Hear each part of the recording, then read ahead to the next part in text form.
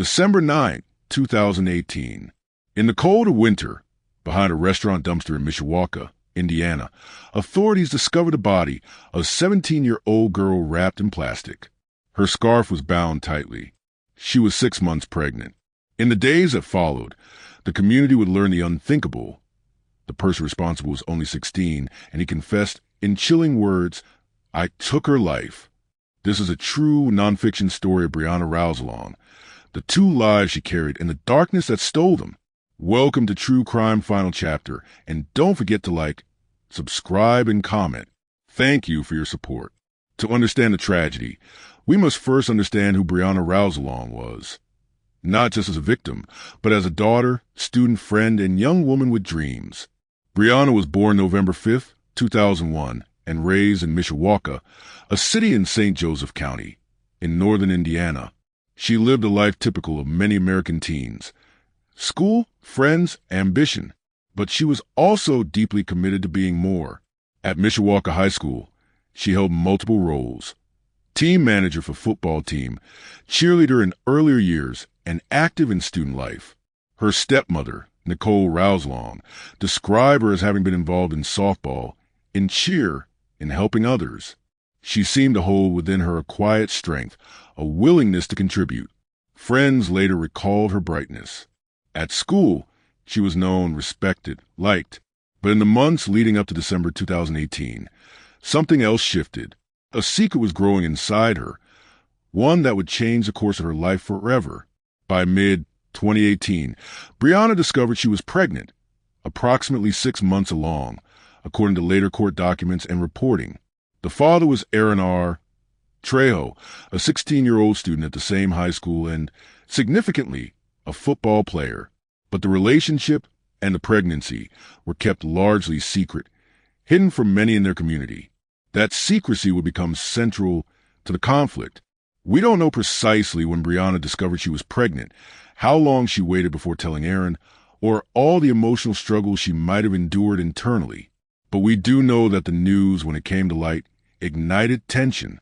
Court filings later revealed that Aaron told investigators he believed Breana had waited too long to inform of the pregnancy, such that an abortion was no longer an option. In texts and interviews with police, Trejo reportedly said that neither he nor Breana want to continue with the... So a fight began not just between 2 people, but between the weight of responsibility, fear, shame, and secrecy.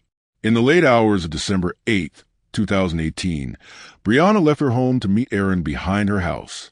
The meeting was set for about 11 p.m. By 1 a.m., she had not returned, and her mother grew worried. She went to Aaron's home to ask what had happened. Aaron told her that he had waited in the alley behind Breana's home, but she never showed up. In the early morning, law enforcement was alerted. Around 4:30 a.m., the family formally reported her missing. ABC News Plus One. Investigators combed the alleyway. There they discovered her glasses and a stocking cap, both items identified by her mother, lying in the area, stained and, as later noted, showing signs of blood. Further blood smears led them to a dumpster behind a nearby restaurant. There, inside black plastic garbage bags, lay the body of Breana Rouhselang. The scene was chilling. Her head and upper torso were covered. Her scarf had been tied tightly. Multiple stab wounds were present. It was not merely a killing. It was a disposal, a concealment, a calculated removal. The autopsy provided horrifying clarity. Breana had suffered multiple stab wounds, one of which punctured her heart. Her scarf had been tied so tightly that strangulation was occurring before she died, in effect constricting airflow and adding a cruel, suffocating element. Also telling, her body had been wrapped deliberately in black plastic, her head and torso obscured, then placed in a dumpster behind a restaurant. Investigators also determined that a knife and her phone had been discarded separately. The knife likely thrown into a river, along with the phone, in an effort to destroy evidence. Through forensic work and interrogation, the pieces began to coalesce. This was not a crime of passion in the instant. It was a planned, cold act. Once in custody, Aaron Trejo was questioned by detectives. He denied initial knowledge of breach of trust, but when pressed about the pregnancy, his front crumbled. He admitted that he had known about the pregnancy and argued with Breana.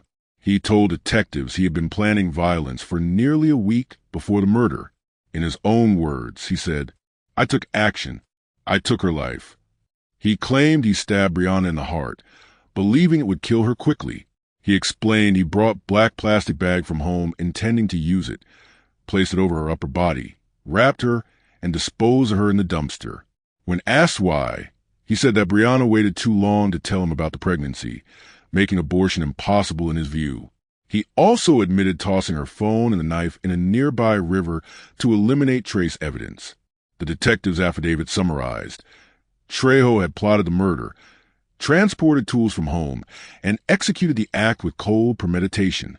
In the end, the physical evidence, the confession, and the autopsy findings all aligned. On December 10th, 2018, the St. Joseph County Prosecutor's Office filed charges against Trejo, murder and feticide, acknowledging that 2 lives had been taken, Breana and her unborn daughter. Because Trejo was 16 at the time, Indiana law permitted him to be charged and tried as an adult for murder. A press release from the prosecutor's office described the probable cause and the evidence linking him directly to crime.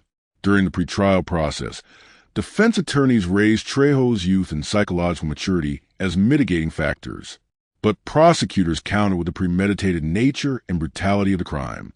Initially, Trejo pleaded not guilty, but months later, in October 2019, he changed his plea to guilty on both counts. On January 7, 2020, the court delivered its verdict.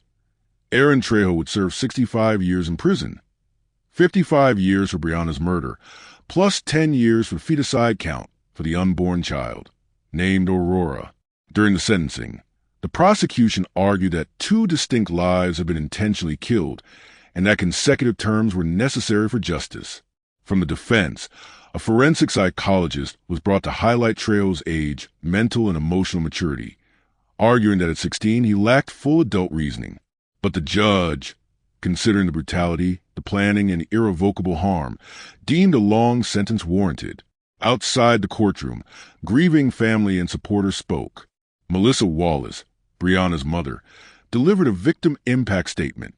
"All I just want to say is I'm glad we got justice for Bree, but no amount of time will ever replace what he took from me." Her words echoed the pain of losing both a daughter and the granddaughter she carried. Classmates recalled Breana as a shining presence. One friend said, "She was like the sun and she just projected onto everyone. And her rays, they were so bright. It's a darker place without her." Under Indiana sentencing practice, Trejo must serve at least 75% of his sentence before being eligible for parole, meaning he may not walk free until his 60s. The judge's message was clear. Even though Trejo was young, his choices were deliberate, and the loss of 2 lives demanded accountability.